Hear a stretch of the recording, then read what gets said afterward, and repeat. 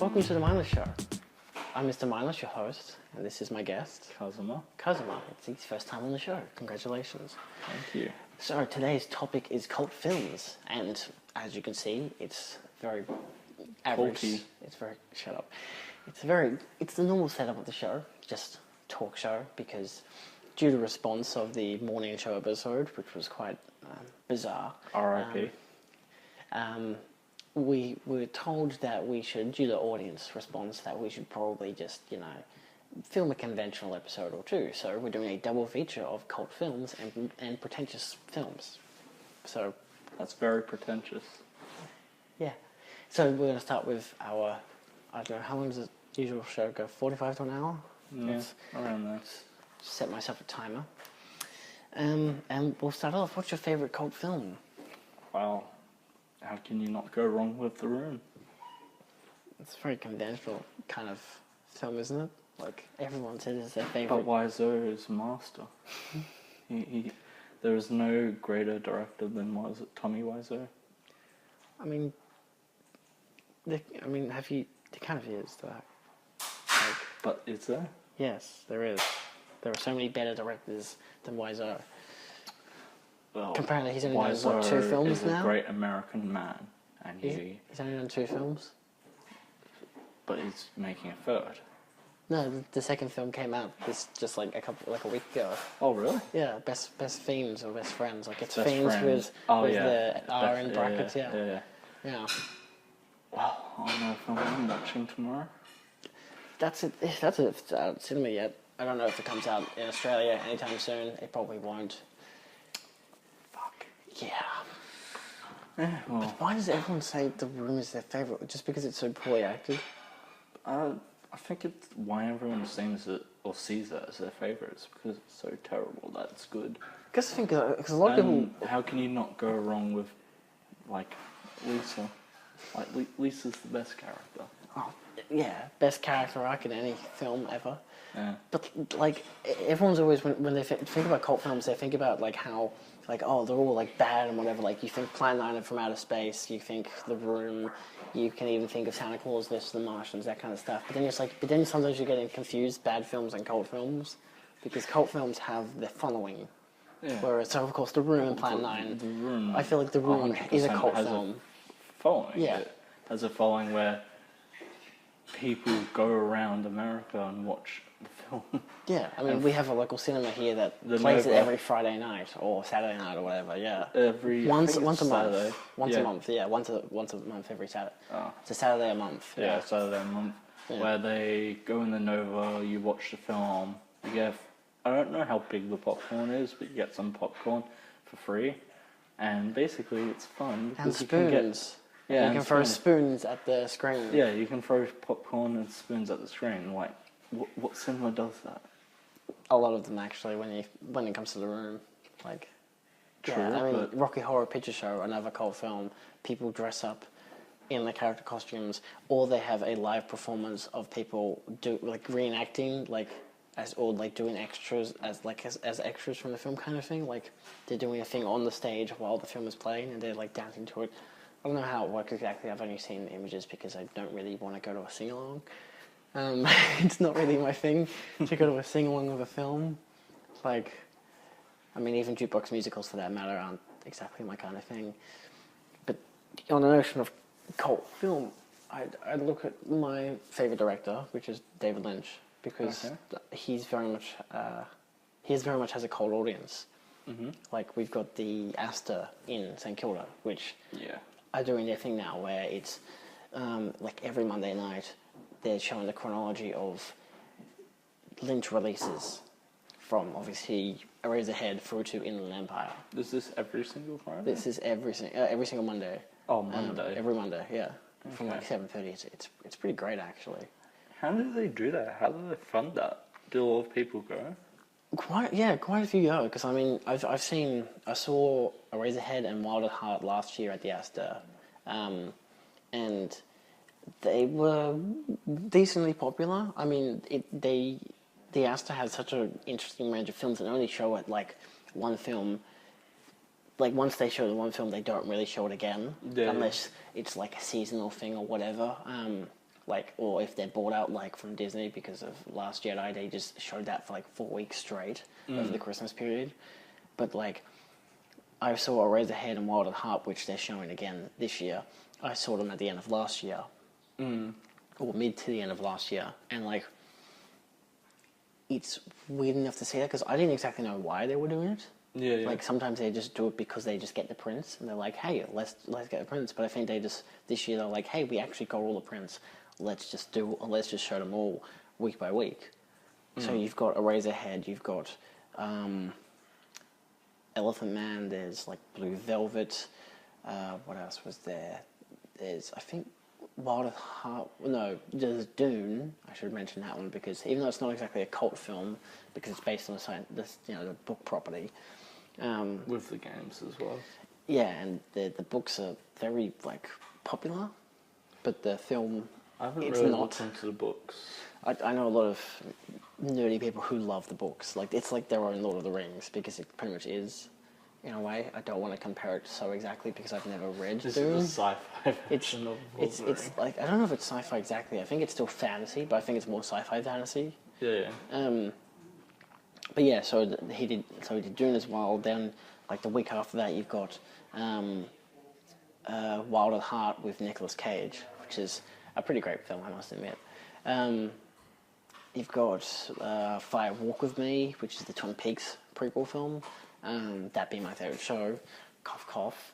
And then, what else is there? There's Lost Highway, Mulholland Drive. There's also The Straight Story, which he didn't direct, I don't think, but he had something. He was like a producer or something for it. He may have directed it, I can't remember exactly, but that was actually a biopic about a guy who drove, like, a lawnmower across America to get to see his, like, brother who was dying or something. And that was released between Lost Highway and Mulholland Drive. Mulholland Drive being in 2001, I believe. And then he didn't do anything in 2006, which was Inland Empire. And then he did Twin Peaks: The Return, which won't be shown at the Astor, unfortunately, but that would be amazing, because that's like an 18-hour long film. How? It's a TV series, so of course, this being the third so season. just compiled all the episodes together? Yeah, pretty much. Like, the Return as it is people consider it an 18-hour film because it's just got that really long arching structure. Yeah. Like, it's not like the original Twin Peaks or even like any other TV show. It's not like every episode had its start, middle, and end point. Yeah. Yeah, and it's something to grasp beyond for the rest of it. In this case, there is so much you want to know after 25 years of having watched the original series that I want to know what happens next. So, even though, to be honest, if you're going to do anything, you should just read the books. Because they did 2 books for the show, which actually answer a lot of the questions than the TV show does, which is kind of funny. What other cult films of David Lynch's do you like? Well, they're all the films that he's done. And I like all of his films, even though I haven't seen Dune yet, or The Straight Story. Dune for obvious reasons, because I've never really, like, I never read the book, I don't really care much for it. Dune's that sci-fi film. Yeah. I've seen that. Yeah. I've heard it's not great, or even good for that matter. I remember, because I saw it when I was, like, maybe 12, 11. Yeah. All I remember is there was one point where they arrive back at wherever the main place is, but also the main thing you always remember from Doom, or from what I remember, is just giant fucking worms. Yes, I've seen the artwork for the giant worms. Yeah, like... It reminds me of Beetlejuice. I'm like, I just want to watch it just kind of for that, but also because I love Cole McLaughlin. Yeah. Yeah. So, and of course, even, like, Lynch, I'm not even going to really defend Dune as being, like, a bad film, because, like, everyone kind of knows it is, and even Lynch admits that it is. Did that. I had no idea Lynch did that. Yeah, well, it's not exactly a Lynch kind of film. Like, that and Elephant Man aren't exactly Lynch films, like, because he has obviously a surreal taste to himself and a very abstract methodology of making films. Especially if you look at Inland Empire or even Eraserhead. But, like, Eraserhead is probably his most... In reality, in my opinion, it's his most straightforward film on a analysis aspect. Like, what is this film about?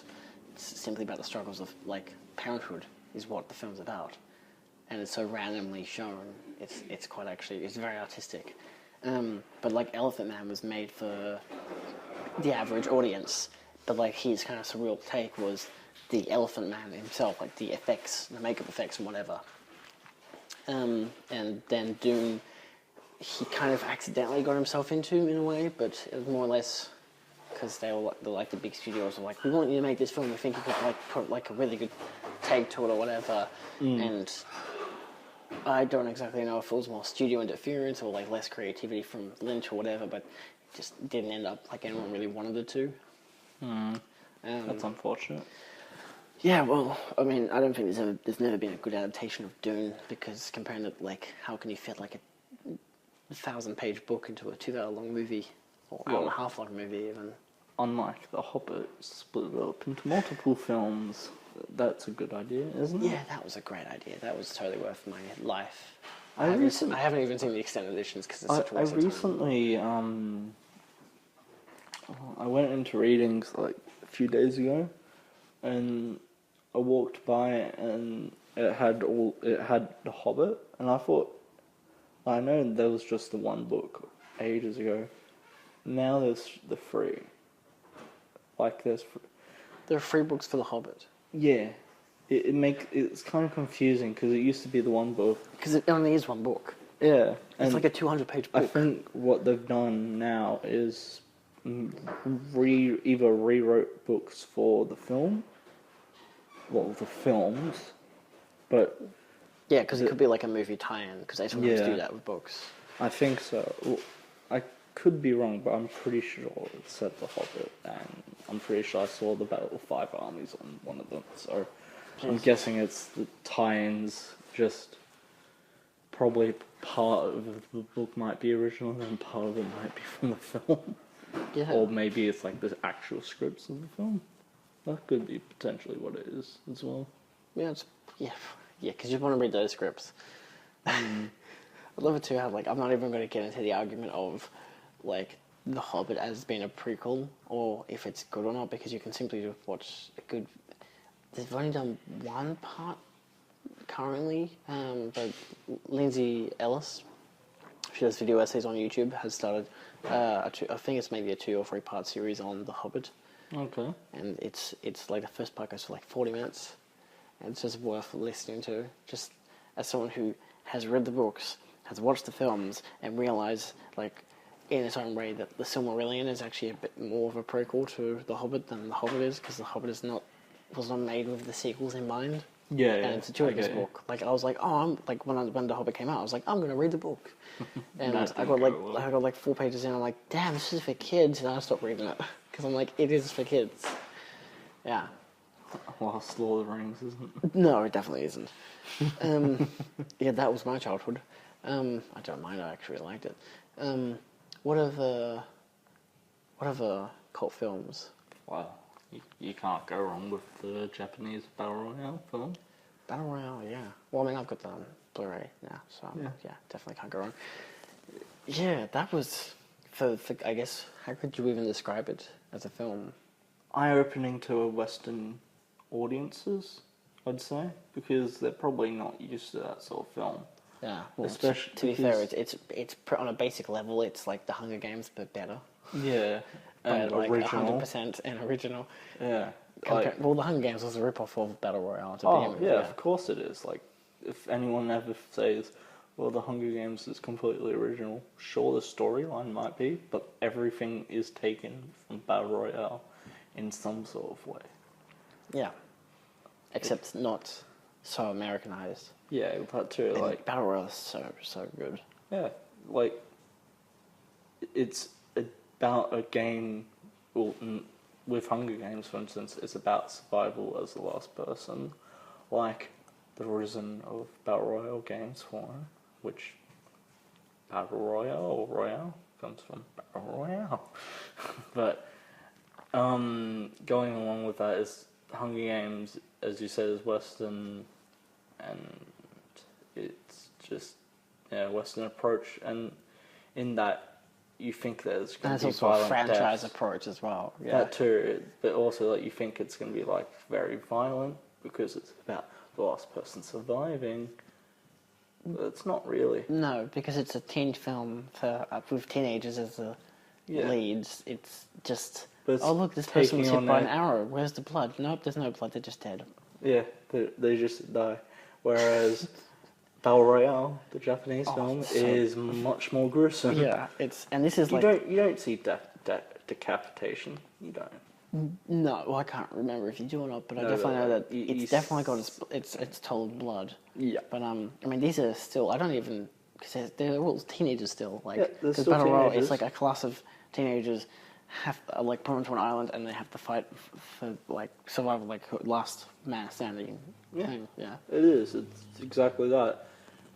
But one is full of high school children, Japanese high school children. One is set in a post-apocalyptic world, and therefore has a story. Whereas Battle Royale has a story, but it's more of a film, but it's like a kind of thriller enjoyment of just like watching.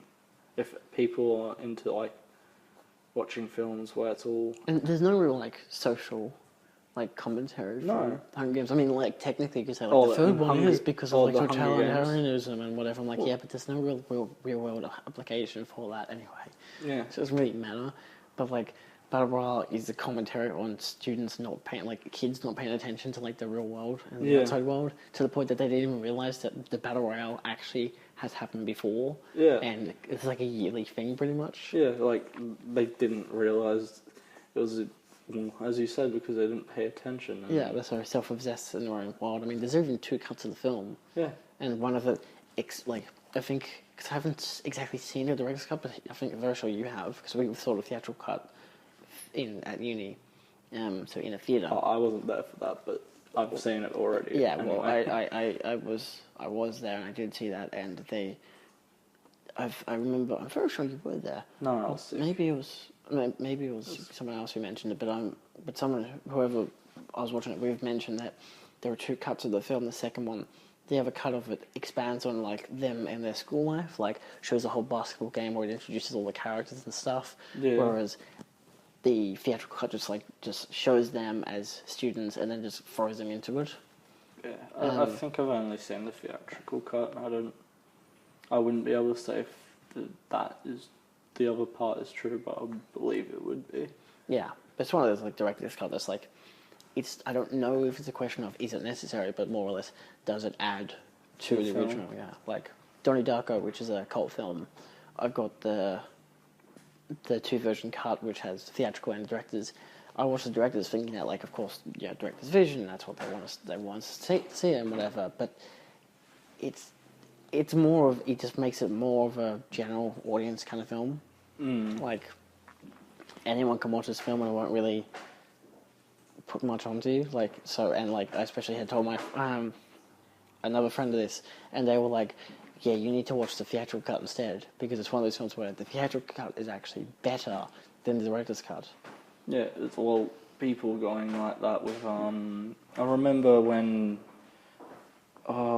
Suicide Squad came out. That's probably going to become a cult film because of how bloody bad it was. I don't think it will, just because it's so directed to the masses.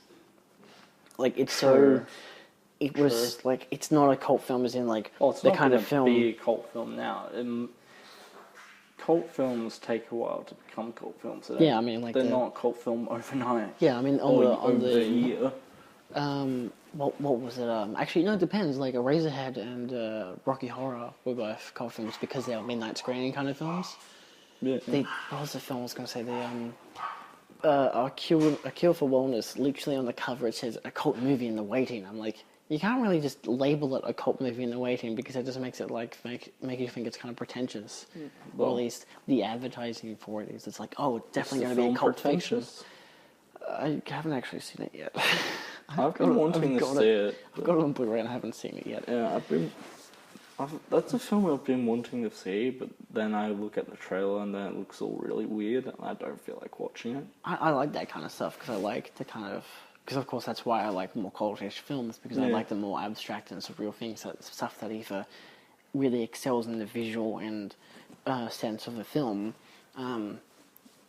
or like the thematics and whatever, and really like takes the it being a film and really takes it to the next level. Like, this is actually what a film is, not let's just watch a woman fall in love with two guys and then she has to choose which one that she actually loves. Like, who gives a shit about that type of story? Like, Well, in this case, it's actually something seems like that... a majority of the people in the world do, unfortunately. Yeah, it's rom-coms are one of the more popular genres. Yeah, and it's kind of sad, but depends on the film that you're looking at. Like Shaun of the Dead, which can be considered a cult film. Yeah, I'd consider it a cult film. He's like the best romantic comedy that exists because... Yeah, or is it really... It is a romantic comedy. Is it purely a romantic comedy, though? It does have a whole zombie section to it. Yeah, it's like a horror rom-com. Yeah, it is a horror rom-com. A rom-com zom, as I'd like to call it. Okay, I didn't know you called it. Yeah. I mean, it's a romantic comedy with zombies. Rom-com. Yeah, rom-com zom, because it's romantic comedy with zombies. Yeah. Yeah, but... Getting on to that, what's your... Is that your favourite Nick Frost and Simon Pegg film? Yeah, it is. It's my favourite Edgar Wright film, Shaun of the Dead. It's the first one I watched of his, and it's the one I enjoy watching the most. Yeah. Because, like, I've really, like... I like the majority... I like all of his films, as it is. Like, Scott Pilgrim vs. the World is my second favourite of his films. Probably followed by Baby Driver, just because it's just, on a stylistic level, like... The music mixed with the editing, it's just fantastic. The only thing I haven't fully watched of his is Spaced, which is the most cult of all of his stuff, because it was a TV show that he did for 2 seasons with Simon Pegg and Nick Frost that made them all famous. Yeah, Spaced. And Spaced was great. I've only seen like 3 or 4 episodes of it, but like... What? Yeah, it hasn't... It's one of those shows that just doesn't catch on to me as much for some reason. Did you watch the Gingers episode?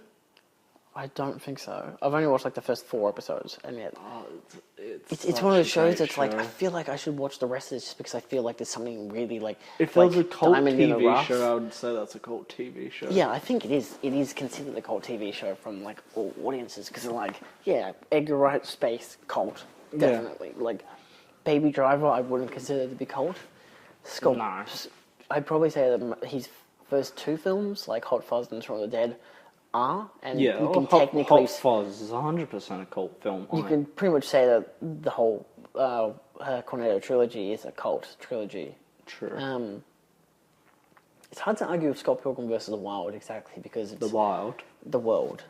Because it's based on it's not an original film, it's based on the comics. I didn't know Scott Pilgrim fought the Wild.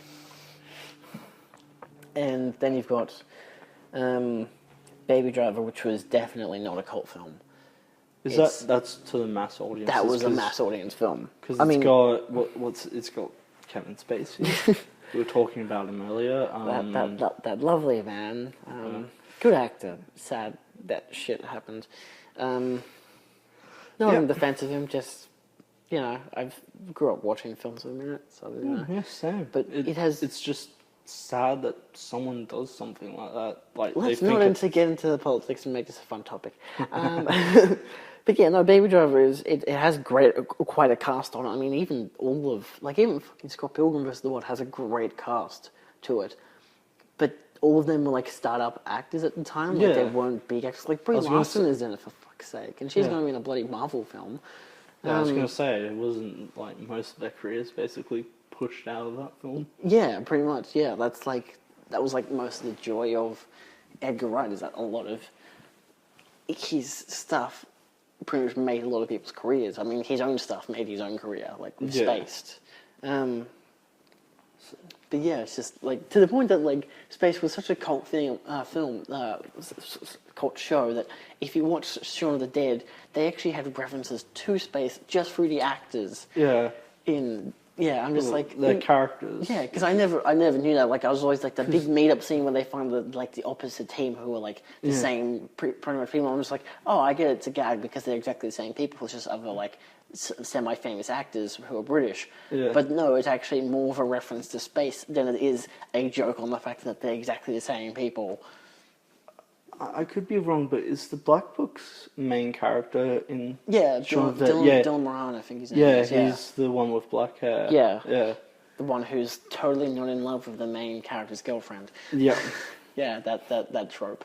But no, he's great in it. I love, like, even so much British stuff is cult worthy, I'd say. Yeah, Black Books is cult. Black Books, you've got Garth Marenghi's Dark Place, you've got Yeah. the IT Crowd. IT Crowd. I feel like it's somewhat cult.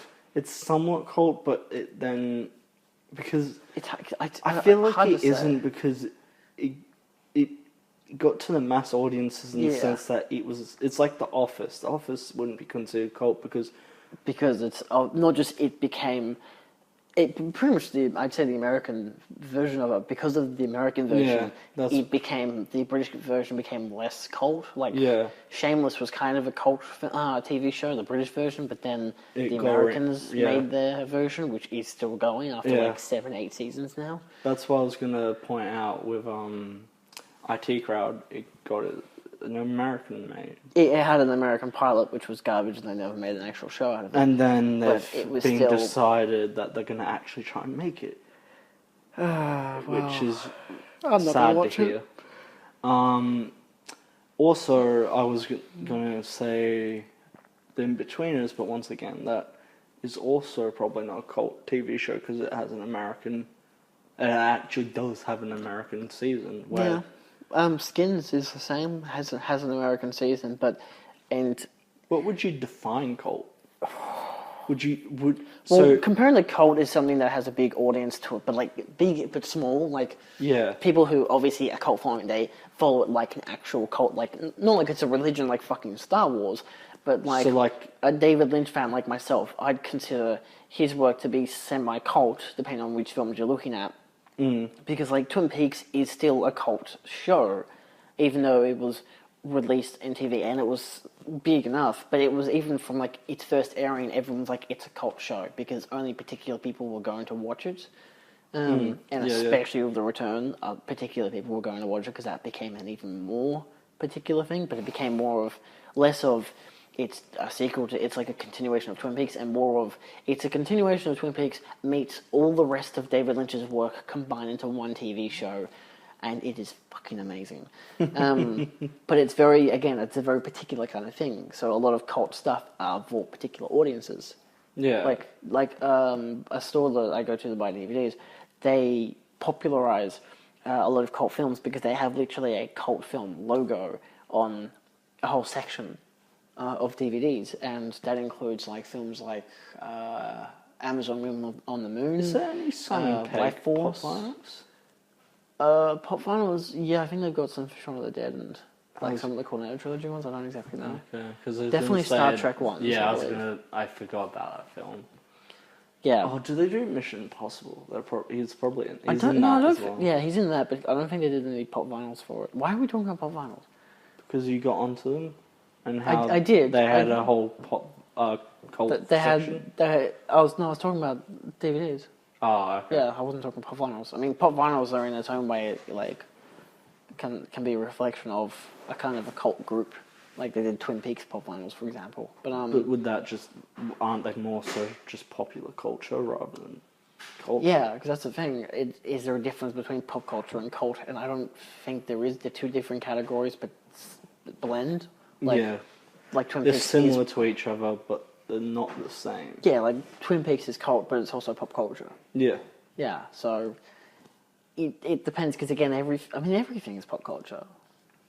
When you really think about it. I mean, of course, it has to be popular and it has to be to a particular culture, but most things that are film and TV are, of course, to that brand of culture, and it's all popular to them more or less, to a scale. Right. I mean, whatever like cult films are there? Like, because what? I mean, outside of an audience, what can like categorically define what a cult film could be?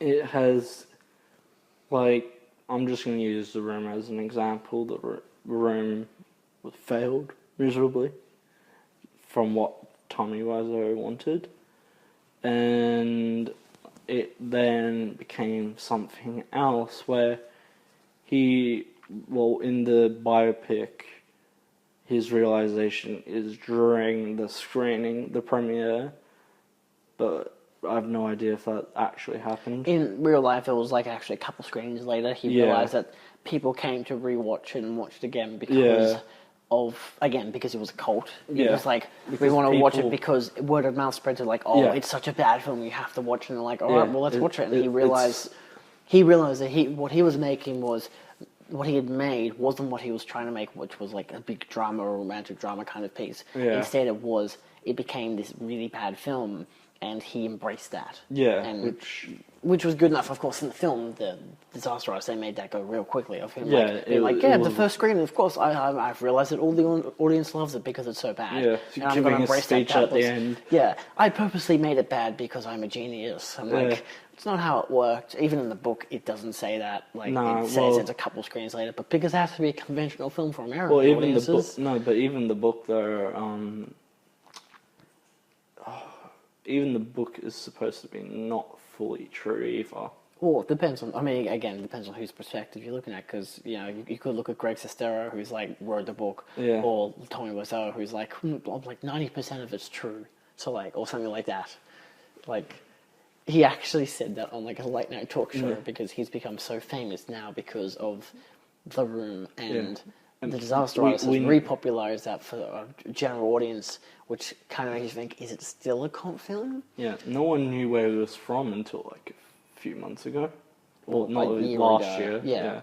But I mean, pretty much when James Franco was like, I love this book, I'm going to make it into a movie, then everyone was like, oh, The Room, let's see what that is. And of course, if you didn't see it, you don't really need to, because The Disaster Artist just recreates it. Yeah, The Disaster Artist is just with wonderful. famous actors, which... Yeah, I mean, it's not a bad film. Worked, though. It's decent. It's a good enough film. I don't think it's good enough as a biopic in that sense of, what do you call it? Has a look on a filmmaker's life. I think Ed Wood actually does a better job at that. Oh, of course it does. But yeah, like I wouldn't consider his films to be like Ed Wood's films to be cult though. Like, I don't think someone would follow them with a passion, because cult usually defines as kind of a passion towards it, something that like makes you want to go back and watch it. I don't want to go back and watch Plan 9 from Outer Space. I don't like that film. It's hilariously bad, but it's not rewatchable. Yeah. The Room is rewatchable because it's bad, but like more enjoyably so enough to rewatch it. Yeah, because you, instead of laugh, like in a comedy where you're supposed to laugh with the film, you're laughing at the film. Yeah. And there's no boring part of The Room. Like, every minute of it is entertaining enough because it's bad. Whereas Plan 9, it's like, this is kind of boring. Can you get on to like the zombie vampires, please? Whatever the hell that was. Maybe it's enjoyable for the first time. I haven't watched it, but Plan 9. No. Yeah, no, we watched it together. Did we? Yeah, see, that's how forgettable it is. Yeah. We watched it last year. When? Oh, it was like during like I think it was winter break or something. We watched it because I had like the DVD of it because I got like. This was a joke in itself. My I think it was even my uncle and my grandfather had given me. Now, yeah. I don't remember how it was. Like, someone gave it to one of them. We gave watched it to the the other. Santa film and Santa Claus Conquers the Martians. The other one was the first film. Terrible one. Yeah, Plan 9. Yeah. Okay. Yeah. I got a DVD collection that has like 20 films on it. It's like 20 great sci-fi classics. Yeah, there's only one good film, and it's Day of the Triffids. The rest of them are garbage, and that's the point. Like, because Day of the Triffids isn't a fantastic film, but it's bearable. Like, it's good enough as just a decent film. British miniseries for it? Day of the Triffids? No, I didn't. I've only seen the film. The miniseries seems okay. From what I remember, because I watched that a while ago now as well, it was good and enjoyable to watch, and then there was a certain episode where it just became really weird and annoying, and I think that's when they started fighting back against the Triffids. Which, I don't, like, it just felt weird, like they had guns and just shooting plants. I know that plants moved and killed people, but it was just like so out of place. Yeah, I don't know. I haven't watched that version of it. Yeah, obviously a Twin Peaks David Lynch fan. So just for like I'm gonna have to go on Wikipedia for this because that's where all the people go on. For reliable Look on information. for reliable information. Oh, if you got to go through 0 to 9 ABC, are you kidding me? So let's look up a definition, and then because this is kind of how cheesy these kind of talk shows go into, don't it? It's like let's just define it, and then like with an actual definition instead of making up our own minds because we're not independent people, and then looking at lists online to see what cult films there are. So a cult film, also commonly referred to as a cult classic, is a film with a cult following. Oh, really? I had no idea.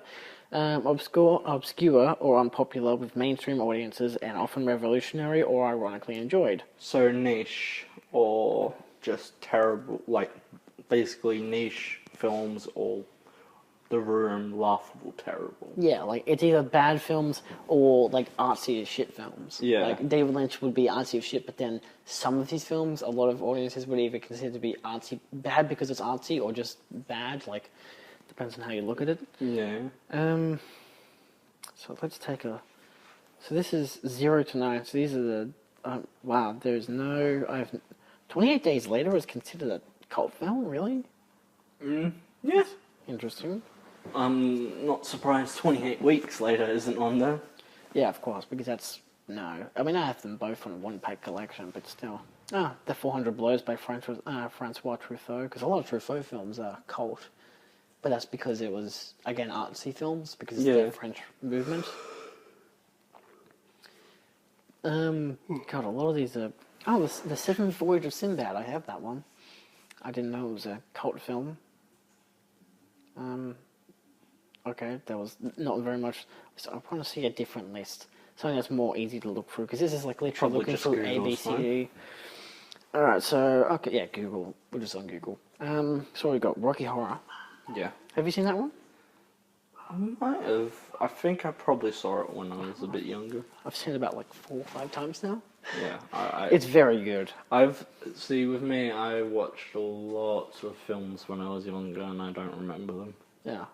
Well, that's the thing, because I don't remember them by name most of the time. I kind of wonder if you could still consider a lot of these films to be cult if they've become so very popularized. Like Rocky Horror is very much a pop culture film. It's an icon of pop culture because it was a heavy hitter cult in the cult section. Yeah. I mean, look, they consider Big Lebowski to be a cult film. I don't know if that's because it's boring or because it's not many people watched it. Probably not many people I've watched it, and I didn't find it overly great. I mean, apart from the visuals, because Roger Deakins mint. Because I'm very sure he did the cinematography for it, but outside of that, it's like, I mean, it's got the kind of cult following level like Star Wars would have if Star Wars wasn't as big because of the Jedi religion thing. It's got the Judaism religion, which is just kind of, yeah. But I mean, even like Big Lebowski it's considered an indie stoner film, but it has like a whole bunch of what do you call it? Very like strongly reviewed. Yeah.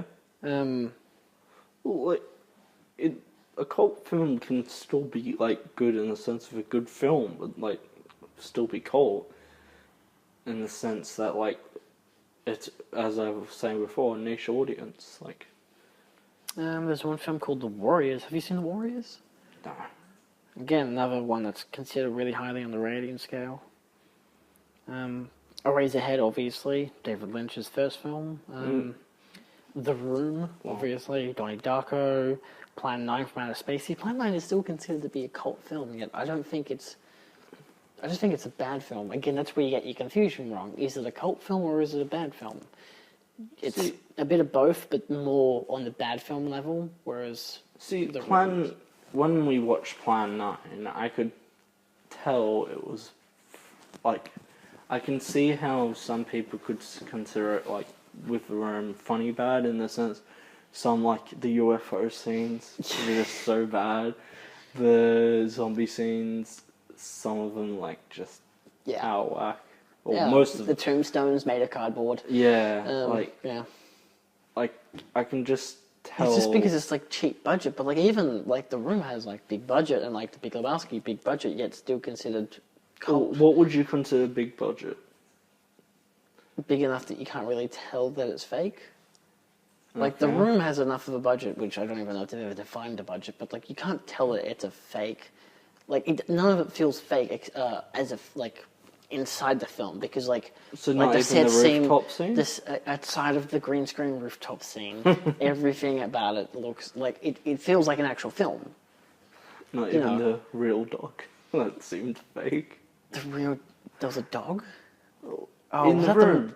When he goes... Was it the mother that had the dog? No, Or no, was this no, an no. actual, like... When- the here doggy part, or whatever it was? Yeah, no, I haven't no, seen no. The Room for a while now. No, it's when he goes to the flower place or whatever they're called. Flower shop. Yeah, the doggy that and was goes, there. No, "Oh, that hi." was a real dog. Yeah, I wasn't know. it? It was. I was Yeah, I was going to say, joking, that was a real dog. Of course it is. dummy No, was he's horrible, though. He goes to buy flowers. I'm pretty sure it's for Oh, it's Lisa. Johnny, I hardly recognised you. Yeah. Oh, yeah. It's like, who are you? Oh, Johnny. And it's like, oh, hardly. My favourite customer. Yeah, you're my favourite customer. That I barely recognised you, you know? Like, Yeah, it's like not recognising Frankenstein's monster on the street. What else is there? So we got Blade Runner, considered cult, but I guess that's more or less because of the box office failure that it was, and has gained a following since. and it got a sequel for all that. Yeah, like it makes a lot of those kind of films make sense that they're cult because they don't get enough money back, or not enough people watch it, and it gradually grows its following. What film's better? Blade Runner or Blade Runner 2049? 2049. It's my second favourite film, and I think it's a better film than the first. Oh, of course, I reckon that as well, but like not many people would usually say a sequel's better than the original. In this case, I'd think it is better than the original. Like, it's to the point of, like, it expands on it so much that it is so much of a solid version of its own film. Yeah, and it answers like many questions to do with Deckard, and it also obviously sets up for another sequel. In a way, but it doesn't... It's like they kind of said that, like, you don't need the sequel, but, like, it's there for if you need it. Yeah, exactly, because like... But I don't look at it as a film that answers the questions from the first one, because there's not really many questions to answer. Well, no, but a lot of people are thinking... is Deckard a replicant or whatever? Yeah. It's like, who gives a shit? They don't even answer in the film. They actually make a joke of it in the film, where it's like where Wallace is like, oh, you know, you could have been programmed to meet her and everything. I'm like... See, even the film understands that nobody gives a shit. No. Like, and that's the kind of the point of the Rachel scene, is to be like, you know, like, is to like, we could, you know, replicate you and her and whatever and do this all over again. It's like, yeah, but you can't. And in terms of the story and the villain's plot that's why, like, this whole scene exemplifies why he can't do what he wants to do by replicating them through natural birth, because they have to be replicated as replicants. Yeah. Yeah. Clockwork Orange is considered cult, probably because it was very sexualized as a film. So I have a friend, and she'll never... Or I had a friend. She's not my friend anymore. She... I just hit my mic. She... Damn, there were a lot of films on this list. I'm not saying, like, this is bad. Like, she had an instance in her life where it was not great in the sense of potential rape. But, she goes on about how that's her favourite film ever. Yet she talks... Which film is this? Clockwork Orange. Oh, yeah. And she goes on about how this film's so great, and yet... And not just that, but, like, she down talks rightfully, like, any, like, sings and thinks, rape, or like everyone else, rape is disgusting, sexual assault is disgusting, all that. Yet she finds this film so wonderful, and it confuses me and my friend Ryan on why she sees it, like, because she hasn't said a reason why.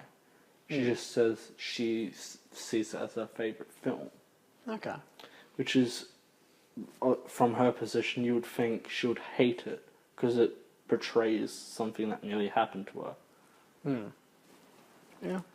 Wow, I feel like this is a very wrong list, because it's got bloody Wizard of Oz as a cult film. Like, that's not a cult film. Monty Python and the Holy Grail I wouldn't consider a cult film. Pulp Fiction is on here. I don't know why that's considered a cult film. I mean, it has a large following. We discussed it ages ago. You know how we both like that film. You said, like, a bunch of older people at that time didn't really understand the film. Yeah, I guess. In the sense of the storyline, because it's so disconjointed. But maybe I also don't view it as such linear. a pop film, a pop culture film, pop culture, Pop culture. cult film, because Tarantino's become so popular since. Yeah, but like, wouldn't that film though still be considered cult? Because at the time, people, I don't know. Well, yeah, that's the whole opinion. Like, a lot of cult films are cult films because of at the time and for the build-up until they really hit the mainstream. If they did hit the mainstream, pulp fiction has hit the mainstream, and even Rocky Horror, I would argue, has hit the mainstream to a point of it can't really be considered a cult film, but it was a cult film. I mean, look, they had they've got the Adventures of Buckaroo Banzai on this. And they had a whole reference to that in the latest Spielberg film, the Ready Player One.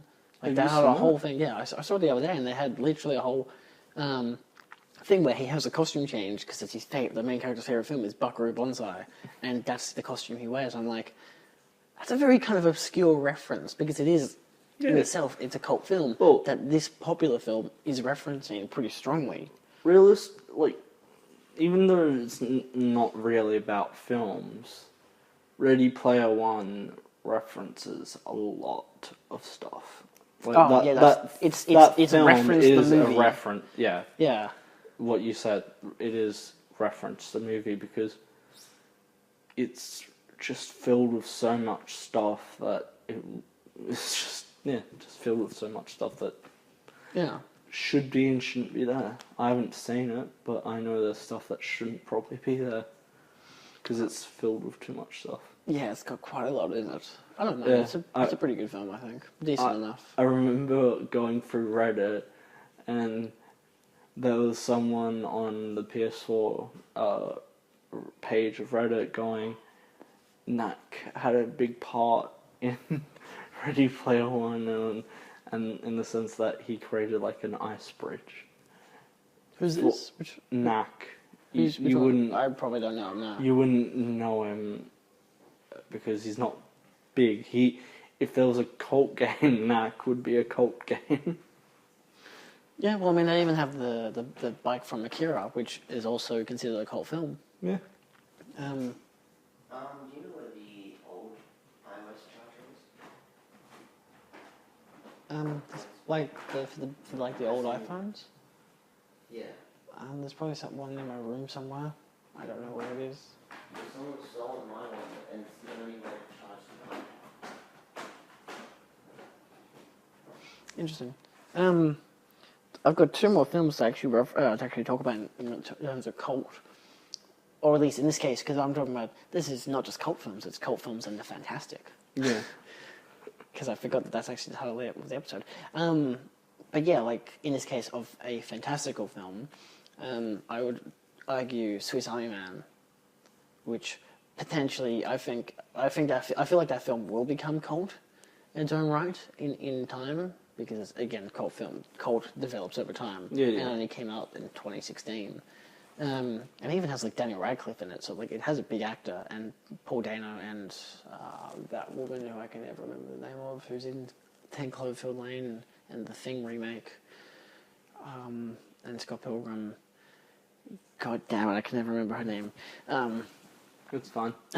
But like that film in itself is such an obscure type of film, and like did really well at like film festivals, to the point that like I think it was a lot of people walked out during the film because it was like kind of a controversial kind of thing, not because of like the politics of the film, whatever, which it does have quite an argument on that, but because it's literally a film about a farting corpse that saves someone. Yeah, it's a great film. It's a very bizarre film, but sounds like it. It seems like an ordinary kind of film. It just happens to have, like, the dead guy just happens to be the only crazy part about it, but that's the whole point of the film. It's just great. It's like a lot of fun, and everything about it is creative and original to itself. and it's like my third favorite film currently because of it, because it's just so. What's your favorite?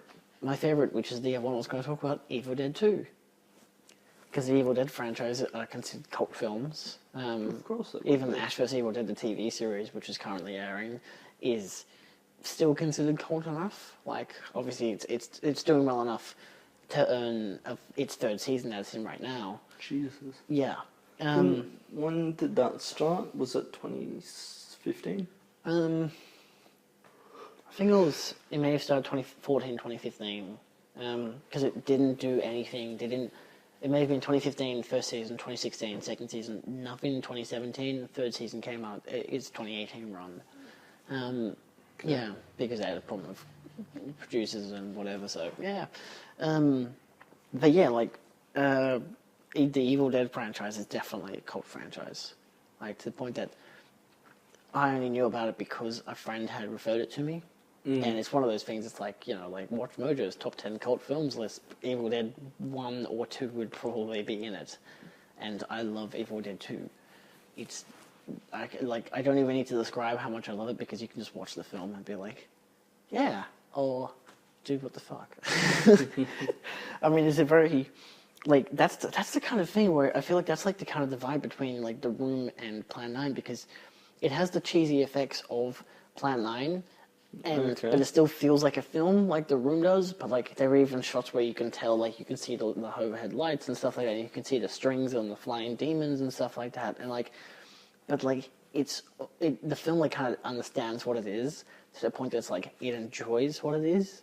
Like it's just it's great. It's very well shot and directed and written, and Sam Raimi is just great.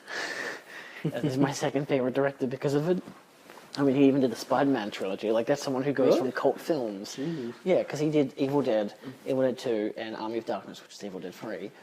And went from those three into doing the Spider-Man trilogy and, like, the Oz, the Great and Powerful, whatever crap, and did a whole bunch of horror films because he's much better in his whole horror field of films. But yeah, it's very weird that he did the Spider-Man films, but because he has that. Because Evil Dead 2 and Army of Darkness are very much, they're horror comedies. So, like, they have enough of the slapstick and the comedy element that worked enough for... And his style worked enough for the Spider-Man films that, like, they could film kind of like comic book films, but still feel real enough that, like, you could watch it and believe it. Yeah, so it's enjoyable just for that. Yeah. Yeah, and you've got the kind of level of cult films, which are just the kind of more disturbing films. That too. Like Suspiria or Reanimator. And really just a lot of those more gory, bizarre kind of films, like exploitation films. Like, I feel like that's a whole different genre that we could talk about. What's it called? Fuck. It's not the Swedish film. It's not that Albanian film. There's a film that's like, it's the name of the country. It's a film that's about like the name of a country. Well, it's not about the name of a country. But like it's titled The Name of the Country or something like that. Yeah, it's like the Swedish film. It's like something like that. It's like the Danish film or something, and it's like the main. I don't remember, but it's got like I would probably consider it some sort of cult in some sort of way, but it's basically about like this fucked up guy who rapes a pregnant mother, and it's like got murder and he's got that. This is a PG show. What the hell are you on about? He rapes a little girl. There's necrophilia. It's like really fucked. I haven't watched it. Like I think I watched like the first minute of it and I went, no, I'm not watching this because I was like, put it on, didn't realise what it was about, checked what it was about and went, nope. Yeah. It's like, it's banned in a bunch of countries. It's not a popular film. government-wise, but like I heard that through word of mouth, and I don't know how many people have watched it, but I know of it from people, and that's how what you discussed before, how some cult films have come into, or a lot of cult films have become cult films because word of mouth, people saying, "Hey, this film was good," or "This was funny," or this was ultimately so bizarre, or whatever. Yeah. Yeah. But I mean, I like looking at what is it?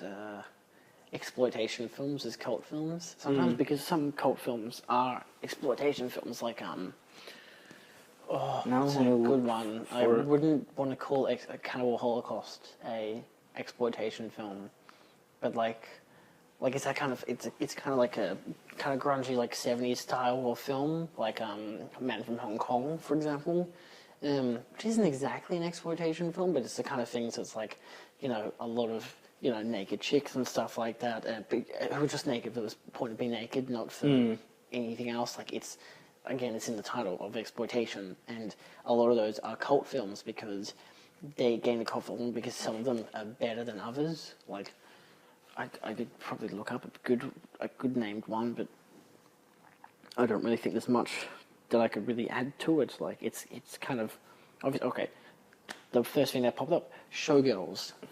It's not exploitation in the traditional sense of, or not in the traditional sense, but in the sense of what you'd think of an exploitation film, one with a lot of blood and guts and naked people for no reason and sex and a lot of stuff that was against the status quo at the time. In this case, Showgirls is a completely it's bad film. And it's just a Serbian film, that's it.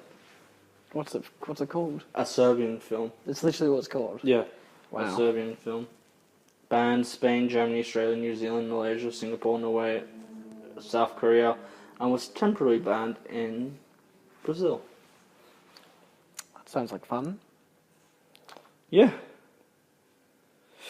Yeah, I'll be honest with you. Look up literally just look up cult films and see the list of cult films that pops up, because a lot of these films are really good films. I just saw there was a bunch of reasons why it was banned. It was banned because depictions of bestiality, necrophilia, child sexual abuse, rape, sexual violence, child pornography, high-impact violence, extreme depictions of something. It didn't say, but oh yeah. Of course, yeah. I don't know if it had bestiality. I think that was just that, but basically it has necrophilia, it has child sexual abuse and rape, so on. It's a fucked film. I wouldn't be surprised if it had bestiality in it. I just think someone had to watch it to list all that stuff down. Yeah, the classifications board would have had to watch it, or at least people that work for the Australian classification. Is it the AMCA? I have no idea. I don't think it is the AMCA. Let's touch on some last notes. Yeah. So, do you have any other last films or shows or whatever that you'd like to talk about in terms of either cult or the fantastic? Like, what's a fantastic film that's not so mainstream that you've seen? I wouldn't really remember or be able to pick on right now, but yeah, I wouldn't be able to pick one right now. Like, I just can't think of one on top of my head. There's probably ones I've seen, I just don't remember. Yeah. Yeah, well, I think that's really all we could go into, because, I mean, cult films is quite an easy topic to talk about, because it's literally just, either you could just talk about, like, oh, yeah, you've seen that film, haven't you? And you've seen that film, haven't you? You've seen that film, haven't you? And, like, that's just that kind of film. I mean, like, we could just literally do, like, a 10-hour version of a topic talking about, like, big budget, what is it now, like, AAA films kind of things. Yeah. Like, just because it's such an easy thing to talk about. Yeah, like similar to pretentious films. Yeah, it's similar to pretentious, which obviously is next week's topic. So we'll see. What the hell will we even talk about on the pretentious films topic? It's pretentious. pretentious. There's so much to it. Yeah, but not really. I mean, it's kind of... I don't know how to phrase it. Like, I mean, how do you even phrase pretentious? It's like purposefully up itself. Like, it's kind of hard to describe. I mean, it. I don't know. Like, look at a film like Mother. Like, you think like there's all this like subtext like put into it. That's like, oh, it's totally not obvious what the subtext is. Yeah, it's obvious as shit. Yep. That's pretty much. There's nothing really we could talk about for it. Don't you think? No. No. I'd like to make another conventional topic. What you probably can do is just talk, just go. Pretentious film. Yeah. Here's a pretentious film. Why would you even want to talk about pretentious films anyway? Like, they're so hard to describe enough as it is. Like, look up a top 10 list, and a lot of them you could be like, oh, but I watched that and I liked it. Why is it pretentious? Sometimes your level of interpretation doesn't, like, you don't realize maybe the director's vision compared to what you've seen from the film. So it's like kind of pointless to talk about. Yeah. I mean, it's a very pretentious issue. Yeah. My foot can't grab this, but I have a cunning plan.